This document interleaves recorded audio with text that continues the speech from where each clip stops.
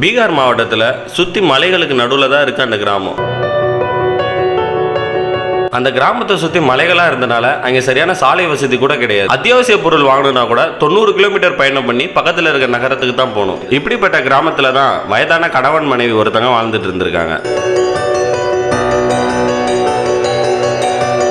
மனைவி ஒரு நாள் வேலைக்கு போயிட்டு திரும்பி வரும்போது கால் தடுமாறி கீழே விழுந்துடுறாங்க. கீழே விழுந்ததுல உடம்பு பூரா பயங்கரமா அடிபடுது. இன்னும் கொஞ்ச நேரத்தில் அவங்கள ஹாஸ்பிட்டல்ல சேர்க்கலனா அவங்க உயிர் போயிருங்கிற நிலைமைக்கு வந்துட்டாங்க. அந்த பக்கத்து நகரத்தில் இருக்கிற ஹாஸ்பிட்டல் போகணும்னாலே 90 கிலோமீட்டர் ஆகுங்கிறனால அந்த வயசான கணவர் என்ன பண்றதுன்னு தெரியாம குழப்பத்தில் நிற்கிறார். இந்த வயசானவர் மனைவியோட உயிரை காப்பாத்தினாரா இல்ல மனைவிக்கா என்ன பண்ணாரு அப்படிங்கறது தான் இந்த வீடியோல பார்க்க போறோம். வணக்கம் நண்பா, நீங்க பார்த்துக்கிட்டு இருக்கிறது ராகுல் எத்திக்ஸ். நான் உங்க ராகுல் செல்வராஜ்.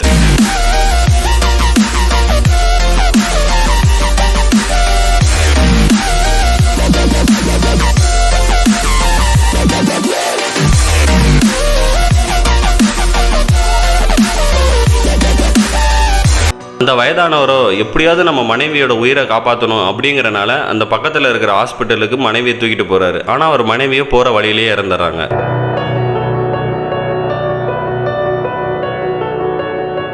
அப்புறம் அந்த வயதானவர் மனைவியோட இறுதி சடங்கு முடிஞ்சதுக்கு அப்புறம் யோசிக்கிறாரு, நமக்கு முன்னாடி இவ்வளோ பெரிய மலை இருக்கு, ஆனால் அந்த மலையை தாண்டினா உடனே ரொம்ப சீக்கிரமா அந்த கிராமத்துக்கு போயிருக்கலாம், நம்ம மனைவியையும் காப்பாற்றிருக்கலாம். ஆனால் இந்த மலையை 90 கிலோமீட்டர் சுற்றி போனனால தான் நம்ம மனைவியை காப்பாற்ற முடியல.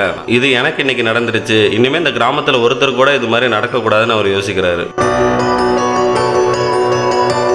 இந்த மலையை நடுவில் வெட்டி எடுத்துட்டா பக்கத்தில் இருக்க நகரத்துக்கு ஈஸியாக போயிடலாம் அப்படின்னு யோசிச்ச அவர்கிட்ட இருந்த சுத்தியல், ஈட்டி, அதோட முக்கியமானது அவரோட நம்பிக்கை. இது மூணுத்தையும் வச்சு அந்த மலையை குடைய ஆரம்பிக்கிறாரு. இவர் இப்படி தனியால மலையை உடைச்சிட்டு இருக்கிறத பார்த்துட்டு அந்த பக்கமா போற ஊர் மக்கள்லாம் என்ன சொல்றாங்கன்னா, பாவம் மனைவி இறந்த துக்கத்தில் இப்படி ஆயிட்டாரு, ஏன்னா தனி ஒரு ஆளாலெல்லாம் மலையை குடைஞ்சு பாதை அமைக்க முடியாதுன்னு அவர் காதலே விழுகிற மாதிரி பேசிட்டு போறாங்க. இதெல்லாம் கொஞ்சம் கூட காதலே வாங்காத அந்த வயசானவர் என்னால கண்டிப்பா முடியும் அப்படின்னு தொடர்ந்து அந்த மலையை உடைச்சுக்கிட்டு இருக்காரு.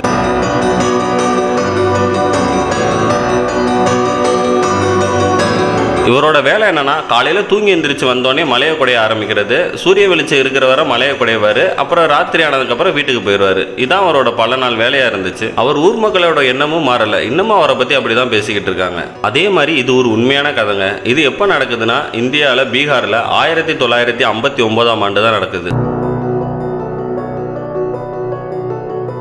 இறுதியா 22 வருஷம் கழிச்சு அவரோட நம்பிக்கையை இழக்காம தொடர்ந்து முயற்சி பண்ணி அவர்கிட்ட இருந்த வெறும் சுத்தியல் உளியை மட்டும் வச்சு அவ்வளோ பெரிய மலையை குடைஞ்சு பாதை அமைச்சிட்டாரு. அந்த வயசானவர் பேர் தான் தசரத் மஞ்சி.